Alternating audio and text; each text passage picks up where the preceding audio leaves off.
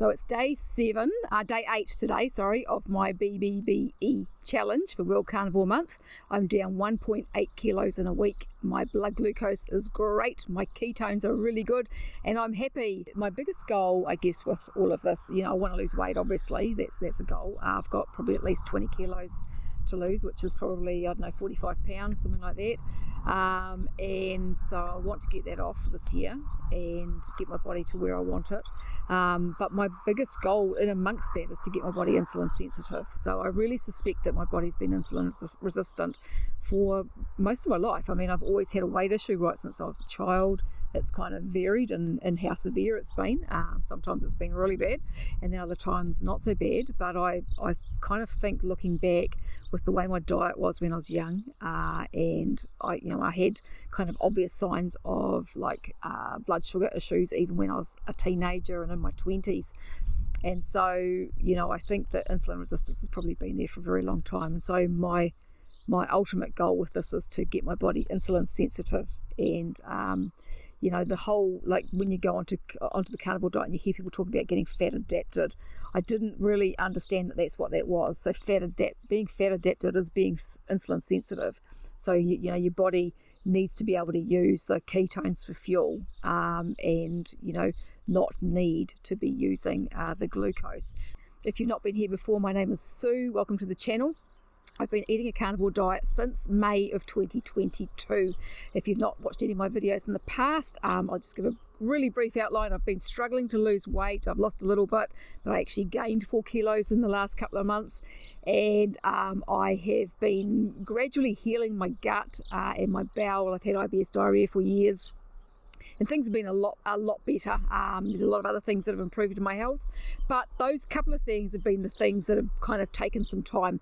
And so I decided to do the BBBE challenge, which is beef, bacon, butter and eggs for World Carnivore Month this year, and see how I went. In the past, when I have tried things like that, my bowel would play up really badly, and so I was hoping that this time would be different. It kind of hasn't. So I'm going to talk about that. I'm not really sure what's going on, although I have a feeling I do know. So as I said, I'm down 1.8 kilos in 7 days, which is fantastic. Now, I had regained 4 kilos in the last couple of months, and I wasn't sure why that was happening. It just all of a sudden my weight started going up, and I really wasn't doing anything different. I was kind of experimenting with eating at different times, and I was eating 3 meals a day, which may have contributed to it. But I actually think it was because I was taking iodine, and in the past I've had problems with iodine.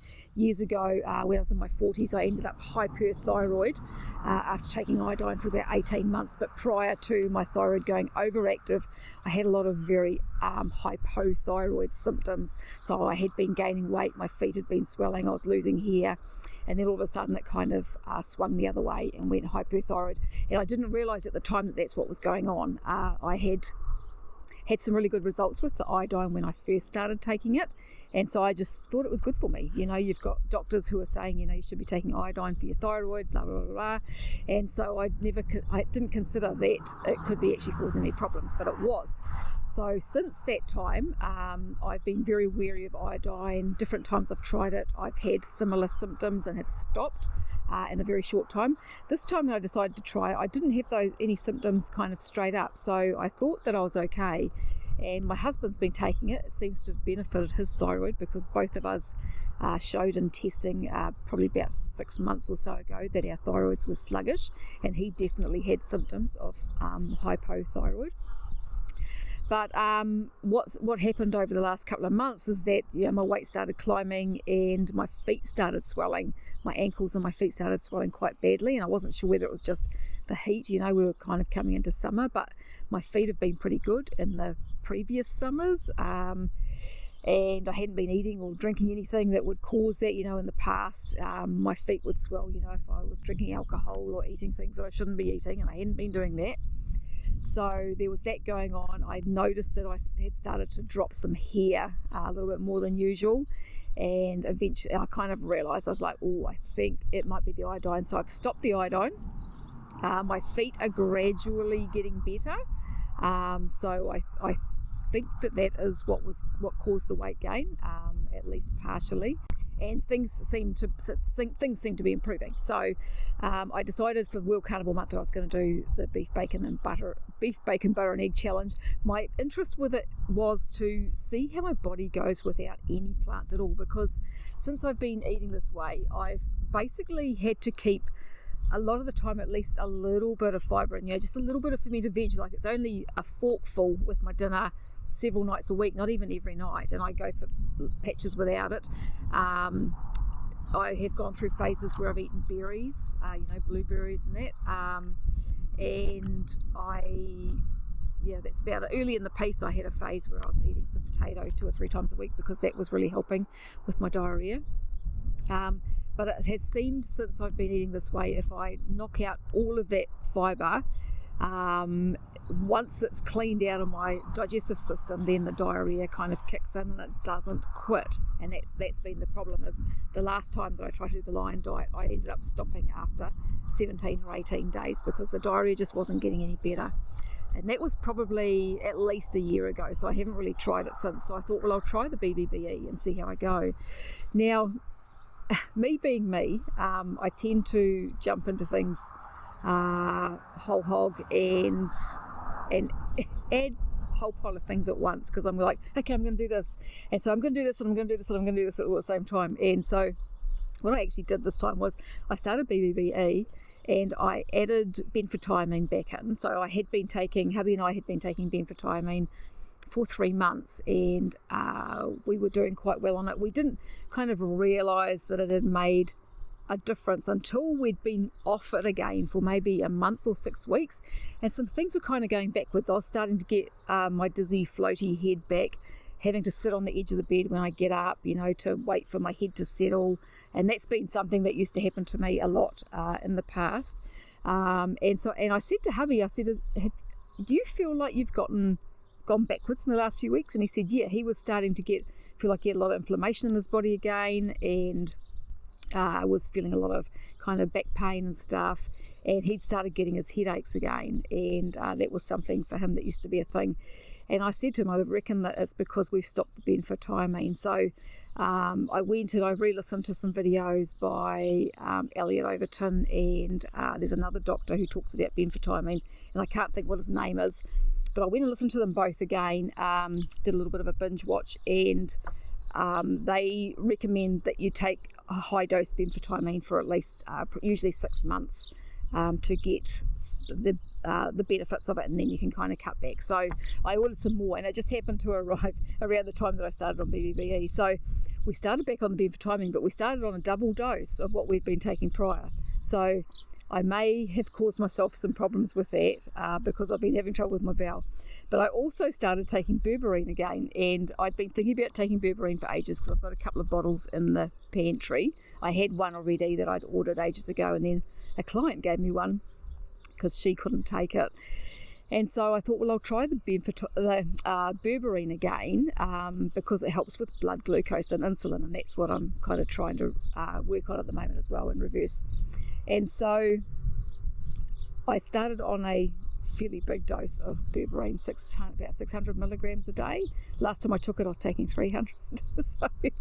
so I've got a feeling that I've actually caused myself some problems with those. And so the last few days I've had diarrhea again, and my gut just seems to be getting progressively worse by the day.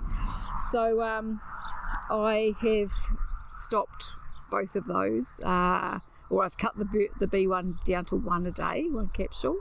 So basically the same sort of doses we were taking before. And I'm going to stop the berberine as of today. I haven't taken any today, and see if things all settle down. So yeah, whenever I do anything wrong, it's my bowel that always lets me know I'm starting to overheat out here.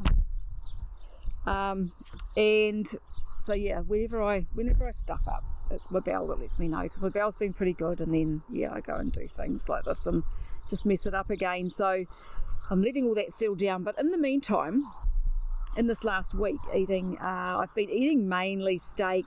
I've had lamb chops once, I think, and pork belly, because I don't really like bacon as such. Eat it very occasionally, but I'm not a huge fan of bacon.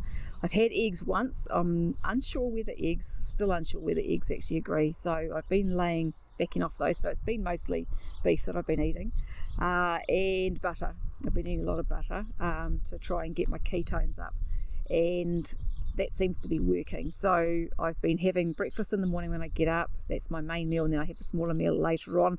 I try and have that later meal around 2, but it depends on my work schedule. So like last night it was 5 o'clock. Tonight it'll probably be about 5 as well by the time I eat, but that's okay. And I've ordered a blood ketone monitor. So I've been thinking about ordering a blood ketone monitor for ages. I've got a breath monitor and I've got urine strips, but I didn't understand when I bought the breath monitor. The reason I bought that was because the strips are so expensive for the blood monitors, and you know, you're looking at $2.50 a strip, so that adds up if you're monitoring yourself fairly regularly. So I thought, well, the breath monitor is cheaper, you know, overall, but the ketones that come in your breath and your urine are like overload ketones that your body's not using. So as you become more keto adapted, you lose less and less of those in your breath and in your urine. So they're really, at the beginning they're okay, but they're really not what you want to be using once you've been eating a reasonably ketogenic diet for a while, and your body's becoming more keto adapted. So I finally bit the bullet and ordered a monitor that monitors glucose and ketones, and so today was the first day that I have monitored my blood ketones, and I was really surprised. They were 1.6. So my blood glucose this morning was 4.4. So every day I've been monitoring my blood glucose when I first get up in the morning, and it's gradually been coming down because it had gone up. I think I'd been eating too much dairy, which I spoke about in my last video, and that was probably part of the reason for my weight gain as well. And my blood glucose had gone, I was getting morning readings of 6.5. I had one of 7.1 about a week and a half ago, which really I was like, what the hell, because I haven't had readings like that for a long time. So I knew something was going haywire and I needed to fix it. And so now, this last week, my glucose readings, as I said, have gone gradually, steadily down, 6.5, 5.9, 5.8, 5.6, and today 4.4. And so I've been binge watching Dr. Boz's information about her Dr. Boz ratio for working out where your insulin levels are at, because what I've realised, it feels like I've really just worked it out. I don't know why it's taken me this long, but I feel like I've really just worked out what I need to do to reverse my insulin resistance. I've worked out what it is, what it's doing in my body, why it's like that it's probably been like that for most of my life. It's going to take time to resolve it. Dr. Boz says, if you've been insulin resistant for a lot of years, it can be years to really get your body keto adapted, and that makes sense, and so I've been on a carnivore diet now for 2 years and 8 months, or whatever it is, 9 months, and so my insulin resistance should be down on what it was, but really getting focused on this, I think, is what's going to make the difference. And I feel like I really have a pathway forward, and I know now what to do and how to resolve this, because when you're monitoring your blood ketones and your blood glucose together, you can use Dr. Boz's ratio to work out, to see kind of where your insulin's at, your insulin and your insulin resistance is at. And then if you're not getting what you need to get, you can adapt, you can adjust, you can adjust your protein intake, you can adjust your fasting times, and really work on getting your blood glucose down and your ketones up and getting that ratio really good. So Dr. Boz's ratio, you divide your blood glucose in milligrams per deciliter. So in New Zealand here, ours read millimoles per litre, and I think even in Europe and the UK they do. So you need to convert that to the milligrams per deciliter, and that's easy enough to do online. And then you divide that by your ketones to get your ratio. So this morning, as I said, my blood glucose was 4.4, my blood ketones were 1.6. And so that gives me a ratio of 49. And Dr. Boz's ratios start at 80. So if you're under 80, you're in the zone where you're losing weight. And the lower that goes, the more weight and body fat you're likely to be losing. If you get down under 40, then you are definitely in autophagy. And then if you're under 20, then that's the place where you want to be. If you've got cancer, if you've got epilepsy, that sort of thing. That's a really kind of medical level of ketosis. But under 40 or around that 40 seems to be, I think, a good place to be. And I was sitting at 49 this morning, so I was really pleased with that. Now, the other thing that I've done is I've ordered some MCT oil. I've tried MCT oil quite a few years ago when I was kind of playing with keto and didn't really understand it at all.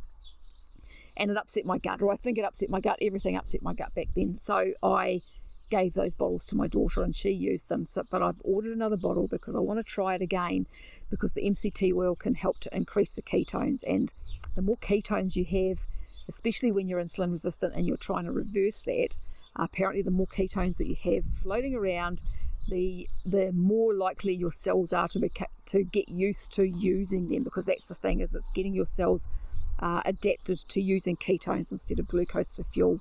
And that can take a while. And you might have, in 6 cells you might have 3 that can use ketones and the other 3 can't. And so it's kind of getting that balance to get all your cells able to basically use ketones. And so that's what I'm working on, and I really feel like I've got a pathway and a way of getting there now, and I feel like I understand it and actually know what I'm doing. So yeah, slowly but surely. Some of us just take a little bit longer than others, I guess. And so yeah, so that's where I am 1 week into my BBBE challenge. I'm fairly determined to see this out, because the other thing I wasn't sure with my bowel playing up was, is it just the lack of fibre? Is it because I've removed the bit of fermented veg that I was having that my bowel is playing up, and maybe it's just adaptation like a lot of people get when they first go into carnivore? But I don't think it would be that, because I've been eating a mostly meat diet since 2022, and so I think that my microbiome should have adjusted and adapted enough that shouldn't be happening, especially for days at a time. So today I've been a little bit better. I honestly think that it's just that I've jumped in too quickly with the berberine and the benfotiamine and taking too big a dose on those, and my gut has just gone, what the hell are you doing, lady? Cut it out. so I'm cutting it out. I'm going to let it settle, and then I'll try the benfotiamine first and see how that goes, and see if that upsets my gut, and then I'll try the berberine again, just 1 capsule a day, and see how that goes. And if that's all good, then I might up it to 2. I'll see, and then I will try the MCT oil as well and see what difference that makes to my ketones. So yeah, so if you have got any comments or questions on my update, please pop them below and I will get to them as soon as I can. If you want to follow along with my progress, if you're interested in what I'm doing, then subscribe, like and share with anyone who might be interested. I thank you very much for watching, and I will talk to you again another day. Goodbye for now.